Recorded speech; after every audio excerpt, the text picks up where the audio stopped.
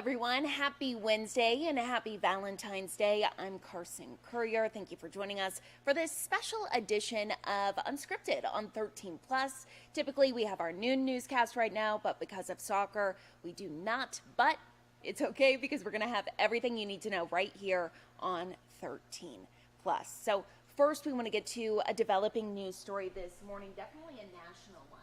You're taking a look at some scene video here. A developing situation in the nation's capital where 3 police officers were shot while trying to serve an arrest warrant. Metropolitan Police say the suspect was wanted on animal cruelty charges. The suspect shot 3 officers when they tried to enter the home. Now, all of the officers are expected to survive. Police say a 4th officer suffered minor injuries but was not shot. Crisis negotiators responded to the scene to try to convince the suspect to surrender. Again, this is a developing situation. We'll make sure to update you both on air and online, as well as right here on 13 Plus as soon as we get any new details. Turning now to a big story here at home happening today. The trial of Christopher Clements continues after forensic experts reviewed bones of 6-year-old Isabel Celis yesterday. Forensic pathologists described the bones found at the scene.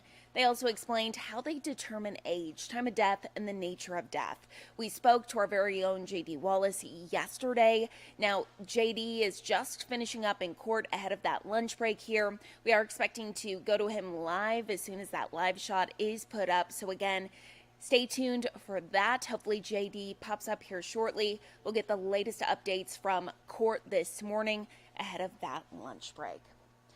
And taking a live look outside on a Valentine's Day, you can see a little bit of snow, lots of sunshine, really shaping up to be a great day. We have 13 First Alert forecaster Allie Potter joining us on a Valentine's Day. Allie, what can people expect outside? Really a gorgeous day. It really is. So whether you have some, maybe some lunch plans, dinner plans, after hours plans, it's all going to be a really nice day. So picture perfect, sweet and sunny is what I like to call it. We love it for today. Yeah. So taking a look right now. Thanks, Carson. So what are we going to expect for today? Well, look at this. 70 degrees is our forecasted high. This is about the midday, around 3 o'clock this afternoon. But maybe you're going to take your sweetheart on the patio for some lunch. Well, around noon, 64 degrees. By that 2 o'clock hour, we are going to warm up a little bit. 68 degrees, lots of sunshine in the mix for you, though. The good news is those wind speeds are going to be on the calmer side. How about that dinner date? Well, depends on what time you're going to eat dinner, but 5 o'clock, 68 degrees. By 6 o'clock this evening, 65. Things start to cool on down by 7 o'clock, 61. By 8 o'clock this evening, 58 degrees. Taking a live look here on Summer Haven, maybe you and your lovebird or the lovebirds, maybe you want to get a little cozy on Summer Haven. Still some snow on the ground. Look at that, Carson. Folks are actually, it's a little busy there on a Wednesday. Busy. Oh my goodness. I know. I'm actually kind of shocked, but hey, you know what? They're maybe getting the fudge. Yeah, that's all it is, really. Yeah, of course, exactly. you have to. So yeah, if you do want to head up to Summer Haven today, it's going to be really nice. Again, that sunshine keeping you warm, but of course, jackets are needed with 48 degrees. By Thursday, 52, 51 on your Friday. Taking a live look to the north here in town, just gorgeous here. Not even a cloud in sight. Of course, you can see a little bit of snow there in the distance on Mount Lemmon there, but that's pretty much about it.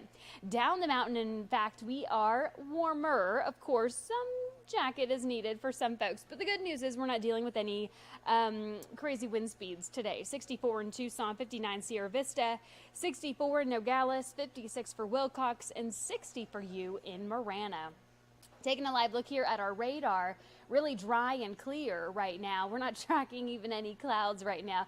This is a whole different story than when it was. In fact, last week we were tracking rain, we were tracking that snow, those gusty winds, cooler temperatures. Not the case at all this week. In fact, we are going to warm up. That ridge of high pressure is going to cause us to go more so to the mid 70s by the weekend, but then a stronger ridge will once again return early next week, and we're definitely going to be flirting with the 80s. Yeah, and then a cool down on the way. So a little bit of a roller coaster ride.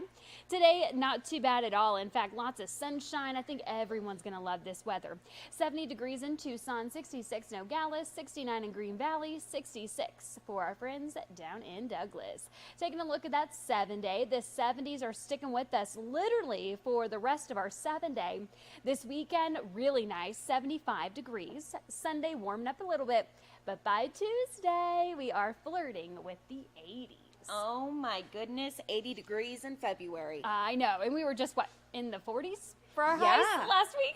Going to make 80 degrees feel really Right, warm. exactly. Honestly, yesterday I wore a tank top. I went on a run. Yeah. And I was like, wait, it's not that warm out. No. But compared to what we've experienced. I know, I feel like we're kind of used to the cooler temps a little bit. I know. So. But excited to see it. Excited for great Valentine's Day weather. Thank you, Allie. Absolutely. Perfect. Well, happening right now, drivers for the ride sharing and delivery services, Uber, Lyft, and DoorDash, they're striking on this Valentine's Day. The strike is over pay and working conditions disputes. The campaign group Justice for App Workers plans to stop giving rides to and from all airports in 10 cities starting at 11 a.m. It started about an hour ago until 1 p.m., but it depends on where they are. That's all happening in their own local time zones. According to their post, Arizona airports were not mentioned in this strike, but if you are heading on out to somewhere today, expecting to travel to airports like Chicago or Orlando, you could be affected by this. Turning now to our website, KOLD.com. Take a look at this. This is something that's been trending really across the board. So, video of a fight on a Southwest flight. It's sparking some safety concerns. It also prompted an FAA investigation. Again, you can see the story right here on KOLD.com if you're interested in watching that full video, reading a little bit more about this. The FAA says in the last 10 years, it has initiated more than 1,000 enforcement actions against unruly passengers. So this fight happened on a flight to Kauai. The Federal Department of Transportation posted about the incident on X, formerly known as Twitter, saying, quote, "Our department has zero tolerance for violent or unruly behavior aboard an aircraft. If you act out on an airplane, you can face criminal prosecution and fines up to $37,000, end quote. So right now, the FAA says it is aware of the incident. It's looking into whether these passengers involved will face fines or other enforcement actions. Definitely something we're going to continue to follow and let you know any updates along the way. Now, as we've mentioned numerous times, it is Valentine's Day, the day of love, but you do have to be careful, especially with some of those scammers. So experts warn fake lovers will look to take advantage of a hopeless romantic regardless the day or time of year. In this Watching Your Wallet, consumer investigator Carice Jackman shares ways to avoid being blinded by love and how to spot out a romance scammer. Take a look. Love is in the air, but scammers are prowling too, looking for ways to steal your heart and your money. You're emotionally involved. So romance scams are so complex. To avoid getting your heart broken and your pockets emptied, Melanie Montgomery with the Better Business Bureau says it's important you spot the red flags of a romance scammer. The first thing these fraudsters do is create a fake profile on online dating sites by stealing photos and text from real accounts. Hello. In direct messages, people are getting messages from people. They're getting friend requests. They don't know who the person is. When you are, So you they're let me know. trying to get you while you're not thinking about it and drumming up a friendship with you. Maybe they're commenting on your posts. Maybe they're liking your posts. And then they start working you through the messages. The romance scammer will then make their move, trying to get serious very quickly by convincing the person that they're in love. Not long after that, your new sweetheart will fake some type of health issue or family emergency, when in reality, it's a ploy to get you to send them money. Pepper you with talk about trust. You can trust me. I'm real. If they're over embellishing a lot of that stuff, that's a red flag as well. The FTC shared some of these fake lovers' favorite lies. If the person tells you someone close to me is sick, hurt, or in jail, I can teach you how to invest, or I'm in the military far away, beware. When you see that photo and the description of the person, overseas military or overseas doctor, things like that are just definite tells that an account could be fake. Or if they don't have any followers, or if they have maybe 3 or 4 followers, that's another sign as well. McGovern also says to watch out for any misspellings in messages. If there are a bunch of typos, that's a red flag too. Does it seem like a normal human having a conversation, or does it seem very forced, or they're not really sure of the English language, or there's a lot of words in there that might not mean anything? So you definitely want to watch the language that's coming through on your text to see, hey, is this a bot? Is this AI? Is this somebody who doesn't speak English as a first language? Those are red flags as well. So before you say you're ready to love, watch out for these red flags to protect your heart, wallet, and identity. With this Watching Your Wallet, I'm Carice Jackman.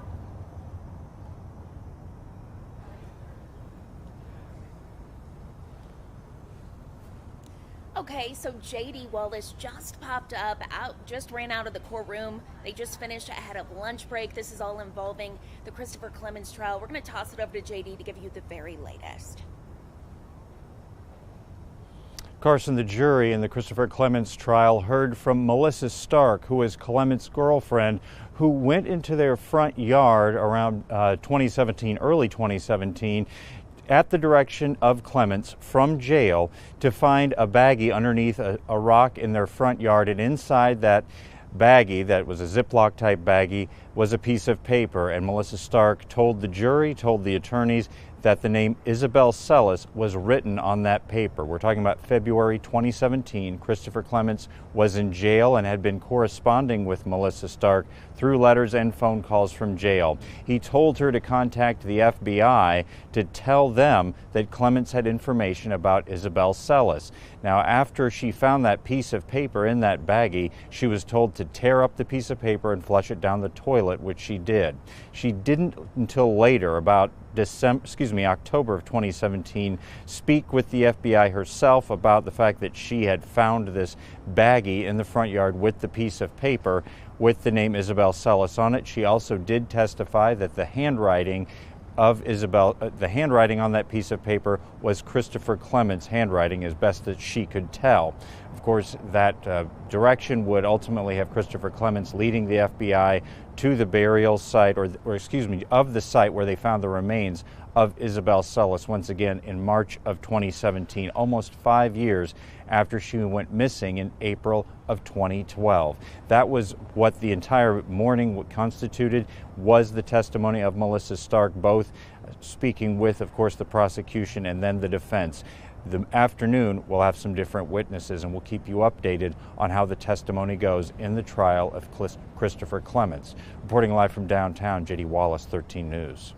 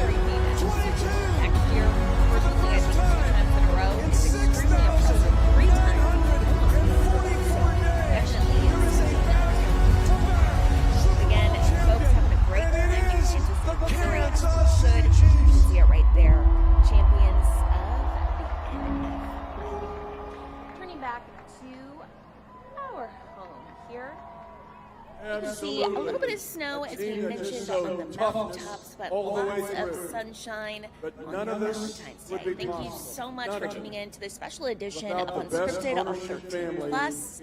Tomorrow, you can join Anna Orsini and myself at 9:30 for Unscripted on 13 Plus. Have a great Valentine's Day, and thanks for watching. Is the Super Bowl IV trophy. This was an emotional year because we lost the first